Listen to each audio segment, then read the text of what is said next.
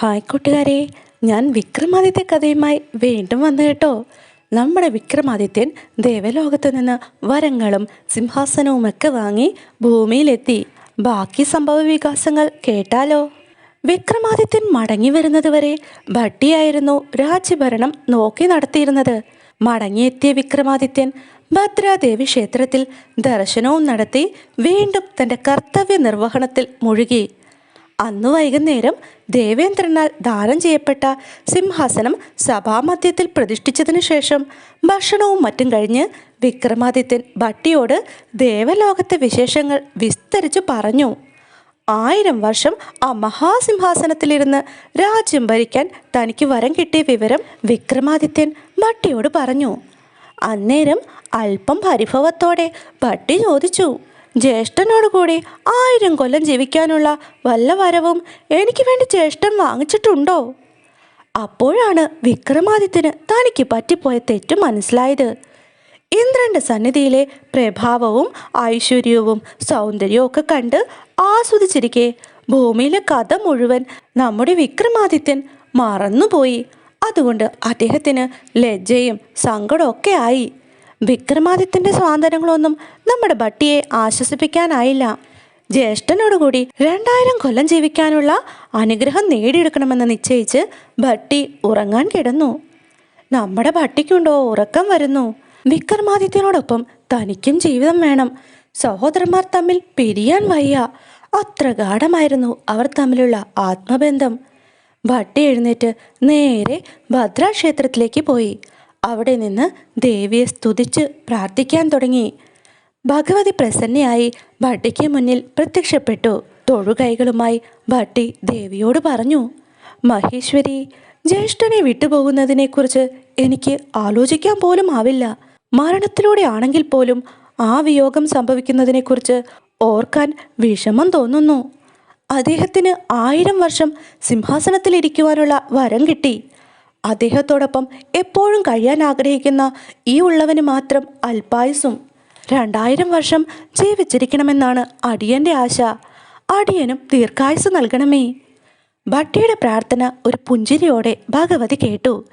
എന്നിട്ട് ഭട്ടിയോട് പറഞ്ഞു, ശരി, അങ്ങനെ തന്നെ. പക്ഷേ അതിനൊരു നിബന്ധനയുണ്ട്. ഭഗവതി പുഞ്ചിരിച്ചുകൊണ്ട് പറഞ്ഞു, അവിടുന്ന് ആജ്ഞാപിക്കുന്നത് എന്തു തന്നെ ആണേലും അടിയൻ ചെയ്യാം. ഭട്ടി തീർത്തു പറഞ്ഞു. എങ്കിൽ വേഗം പോയി വിക്രമാദിത്യൻ്റെ ശിരസ്സറുത്ത് ക്ഷേത്രത്തിന് വെളിയിലുള്ള പീഠത്തിൽ വെക്കണം. നമ്മുടെ ഭട്ടി ഒട്ടും മടിച്ചില്ല. അയാൾ വേഗം വിക്രമാദിത്യൻ്റെ ശയനഗ്രഹത്തിലെത്തി. എന്നിട്ട് വിക്രമാദിത്യനെ വിളിച്ചുണർത്തി. എന്താണ് വേണ്ടത്? വിക്രമാദിത്യൻ ഉറക്കച്ചടവോടെ ഭട്ടിയോട് ചോദിച്ചു. എനിക്ക് ആ ശിരസ് വേണം. ഭട്ടിയുടെ മറുപടി കേട്ട വിക്രമാദിത്യൻ അമ്പരന്നു പോയി. ഭട്ടി കാര്യങ്ങളെല്ലാം വിശദമായി പറഞ്ഞപ്പോൾ വിക്രമാദിത്യൻ തെല്ലും ശങ്കിച്ചില്ല. തല കുനിച്ചിരുന്നു കൊടുത്തു. ഭട്ടി തൻ്റെ കരവാൾ കൊണ്ട് ആ ശിരസ് വെട്ടി. എന്നിട്ട് നേരെ ക്ഷേത്രത്തിലേക്ക് നടന്നു. അവിടെ പീഠത്തിൽ രക്തമൊലിക്കുന്ന ആ ശിരസ് വെച്ച് ഭഗവതിയെ നമസ്കരിച്ചു. ഭഗവതി അദ്ദേഹത്തിന് 2000 വർഷത്തെ ആയുസ് നൽകി അനുഗ്രഹിച്ചു. ഇത് കേട്ട ഭട്ടി ഉറക്കെ ഉറക്കെ ചിരിച്ചു. അതെന്താ ഭട്ടി ഇത്ര ചിരിക്കാൻ? ഭദ്രാദേവി മന്ദസ്മിതത്തോടെ ചോദിച്ചു. അല്ല ദേവി, ഈ വരങ്ങളെയൊക്കെ വിശ്വസിക്കാമോ എന്നറിയാതെ ചിരിച്ചു പോയതാണ് അടിയൻ. വരങ്ങളെ വിശ്വസിക്കാമോ എന്നോ? വരം ഒരിക്കലും പാഴാവില്ല, അത് ഉറപ്പാണ്. ഭദ്രാദേവി മറുപടി പറഞ്ഞു. എങ്കിൽ ഈ ശിരസ് നോക്കൂ. 1000 വർഷം സിംഹാസനത്തിലിരുന്ന് ഭരിക്കാൻ വരം നേടിയ ശിരസാണിത്. വരം കിട്ടി 4 ആഴ്ച കഴിഞ്ഞില്ല, ഇതാ മൃതി അടഞ്ഞിരിക്കുന്നു. ഭട്ടിയുടെ വാക്ക് കേട്ട ഭഗവതിയാണ് ഇക്കുറി ചിരിച്ചുപോയത്. നോക്കൂ ഭട്ടി, സ്വർഗത്തിലെ ദേവകളുടെ വരം പോലെയല്ല സൃഷ്ടിസ്ഥിതി സംഹാരങ്ങൾ നിയന്ത്രിക്കുന്ന എൻ്റെ വരം. നിനക്ക് 2000 വർഷത്തെ ആയുസ് ഞാനിതാ നൽകിയിരിക്കുന്നു. ഇത് തിരിച്ചെടുക്കാൻ ആർക്കും കഴിയില്ല. ദേവി, എൻ്റെ പ്രിയപ്പെട്ട ജ്യേഷ്ഠനില്ലാതെ എനിക്ക് തന്നെ എന്തിനാണ് ഈ ജീവിതം?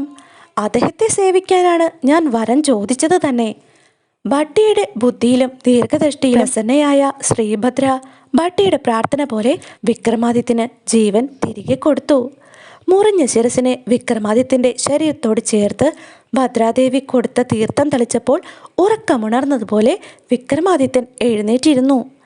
ഭട്ടി നടന്നതെല്ലാം വിക്രമാദിത്യനോട് പറഞ്ഞു. ഭട്ടിയുടെ വിശ്വാസത്തിലും ബുദ്ധിശക്തിയിലും വിക്രമാദിത്യന് അഭിമാനം തോന്നി. അപ്പോൾ വിക്രമാദിത്യൻ ബദ്ധപ്പാടോടും കുറ്റബോധത്തോടും കൂടി ഇങ്ങനെ അറിയിച്ചു: നിനക്ക് 1000 കൊല്ലം ജീവിക്കാൻ സാധ്യമല്ലല്ലോ എന്ന് ചിന്തിച്ച് ഞാൻ ദുഃഖിക്കുകയായിരുന്നു. ഇപ്പോൾ ആ സങ്കടം തീർന്നു. പക്ഷേ നിനക്ക് 2000 വർഷത്തേക്കാണല്ലോ വരം. 1000-ഉം 2000-ഉം ഇതെങ്ങനെ തുല്യമാകും ഭട്ടി? അപ്പോൾ ഭട്ടി പറഞ്ഞു: സിംഹാസനത്തിൽ നിന്ന് ഇറങ്ങാതെ 1000 കൊല്ലം ഭരിക്കാനല്ലേ ദേവന്മാർ അങ്ങയെ അനുഗ്രഹിച്ചിരിക്കുന്നത്. അതിനൊരു സൂത്രം ചെയ്യാം. 6 മാസം നാട് ഭരിക്കുകയും അടുത്ത 6 മാസം കാട്ടിൽ ജീവിക്കുകയും ചെയ്താൽ അങ്ങേക്കും 2000 വർഷം ജീവിക്കാം. ഭട്ടിയുടെ തന്ത്രം വിക്രമാദിത്യനെ സന്തോഷിപ്പിച്ചു. 2000 വർഷം ജീവിക്കാൻ യോഗ്യരാണ് ഇപ്പോൾ ഇരുവരും. ഭട്ടിയുടെ നിർദ്ദേശമനുസരിച്ച് നാട് 6 മാസവും കാട് 6 മാസവുമായി വിക്രമാദിത്യൻ നാട് ഭരിക്കുകയും ജനങ്ങളെ സേവിക്കുകയും ചെയ്തു. ശത്രു രാജാക്കന്മാരെ യുദ്ധം ചെയ്ത് തോൽപ്പിച്ച് അവരെ സാമന്തന്മാരാക്കിക്കൊണ്ട് വിക്രമാദിത്യ ചക്രവർത്തിയുടെ ഭരണം 2000 കൊല്ലം നീണ്ടുനിന്നു. തുടർച്ചയായ ആ സംസാരം അവസാനിപ്പിക്കുന്നത് പോലെ ഒന്ന് നിർത്തിയിട്ട് സാലഭഞ്ജികയായ ലളിത എടുത്തു ചോദിച്ചു: ഇത്രയും ഉജ്ജ്വലമായ പൂർവകാല ചരിത്രമുള്ള ഈ സിംഹാസനത്തിൽ കയറിയിരിക്കാൻ ഹേ ഭോജമഹാരാജാവേ, നിങ്ങൾക്ക് യോഗ്യതയുണ്ടോ? അതോർത്തായിരുന്നു ഞങ്ങൾ ചിരിച്ചത്. അത് തെറ്റായി പോയോ? പ്രഥമ സോപാനത്തിലെ സാലഭഞ്ജികയായ ലളിത കഥ പറഞ്ഞ് അവസാനിപ്പിച്ചത് ഇങ്ങനെയായിരുന്നു.